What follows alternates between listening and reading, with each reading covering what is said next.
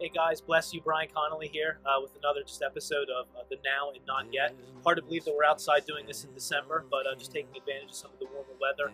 And as we approach this Christmas season, obviously one of the things we do outside of buying gifts for one another is you know the phrase, Jesus is the reason for the season. And one of the things that we do during this time is we celebrate the memory of just the reality of Galatians 4:4, how at the fullness of time God sent forth his son, born of a woman, born under the law, that he might redeem those who were under the law, so that you and I might become sons and daughters of God through faith.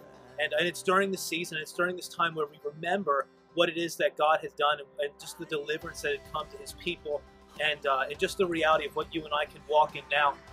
And I want to talk to you just about the power of remembrance, the power of recalling, the power of testimony, because it's the power of testimony and recalling the Lord's faithfulness in days past that causes you to walk through with confidence what you're going through right now. And I want to read to you a verse that a lot of you, especially those of you that are watching these prophetic videos, would be more than well acquainted with. It's Revelation 19:10, and it says, "For the testimony of Jesus is the spirit of prophecy." And a lot of times we hear that taught, that when you hear the testimony that somebody has acquired for themselves, it releases faith in another individual to be like, well, if God can do that for that one, then he can certainly do it for me. And I want to tell you, even just on a personal level, you recalling the testimony of Jesus, listen, if there's a spirit to prophecy, which means this: as you recall the testimony of Jesus, it releases the breath of God into the situation that you're walking through right now. So recalling the testimony of what you've walked through before releases the potential of God, the power of God, the breath of God in whatever it is that you're walking through right now. And I want to read this to you. It's something that I jotted down here. "The testimony of previous victories were seeds planted within you that have grown to cause you to overcome what stands before you now." So it's what happened before that causes you to stand now and overcome what you're facing today.